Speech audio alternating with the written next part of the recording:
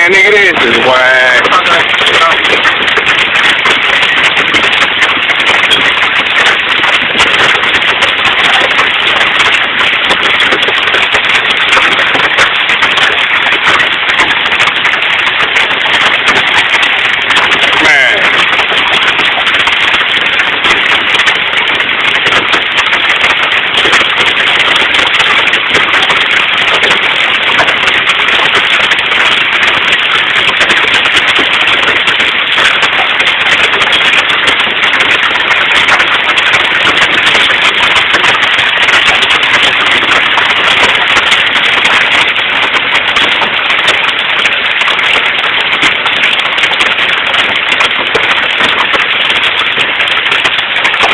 I'm gonna rip the head off that boy car.